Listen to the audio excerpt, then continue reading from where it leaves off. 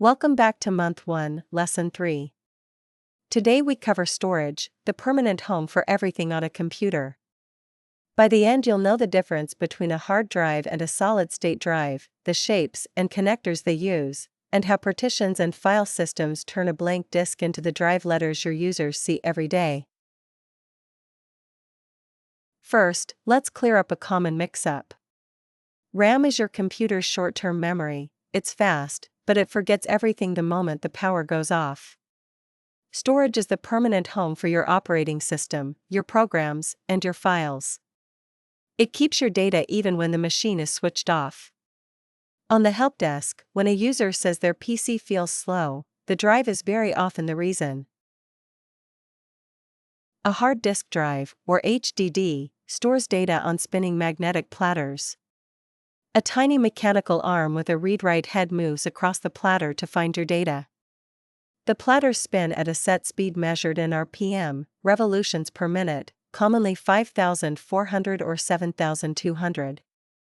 Because real parts move, hard drives are slower and more fragile, but they're cheap and come in huge sizes, which makes them perfect for bulk storage and backups.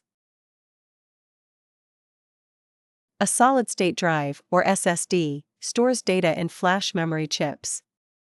There are no moving parts at all, so it's dramatically faster, completely silent, and far more resistant to knocks.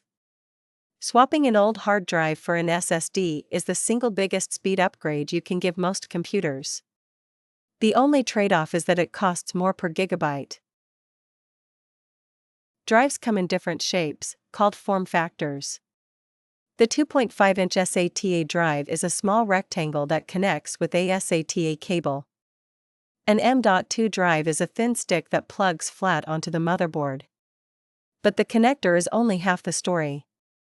Slower drives use the SATA bus, while the fastest M.2 drives use NVMe, which runs over the high-speed PCIe lanes and is many times quicker. A brand new drive is just empty space. A partition is a section of that drive treated as a separate unit, and one physical disk can hold several partitions, which is why a single disk can show up as both a C drive and a D drive. There are two schemes that record this layout. MBR, the master boot record, is the old one, limited to 2 terabytes and 4 primary partitions. GPT, the GUID partition table, is the modern scheme that supports huge drives and many partitions, and it's required for UEFI boot, so any new system should use GPT. Once a partition exists, it needs a file system, which is the rulebook for how files are stored and named. NTFS is the Windows default, with permissions and journaling that make it reliable. exFAT is best for large external or USB drives shared between Windows and Mac. FAT32 is old and can't hold a single file bigger than 4 GB. And ext4 is the common file system over on Linux. Formatting is the step that writes a fresh, empty file system onto a partition, and that means it erases whatever was there before. After formatting, Windows assigns a drive letter, like C: or D:, so you can actually use it.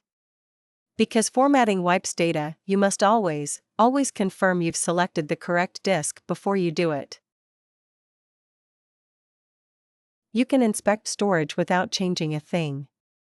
In PowerShell, run get-disk, get-volume, and get-partition. These are read-only, so they're completely safe. You can also open disk management by running diskmanagement.msc for a visual map. Just remember the golden rule: never run format, clean, or delete on a disk unless you are 100% certain of the disk number. Let's recap. A hard drive uses spinning platters, while an SSD uses flash memory with no moving parts and is far faster. The shape matters too. An M.2 NVMe drive over PCIe beats a 2.5-inch SATA drive. GPT is the modern partition scheme, and NTFS is the Windows default file system. Formatting wipes data, so always pick the right disk.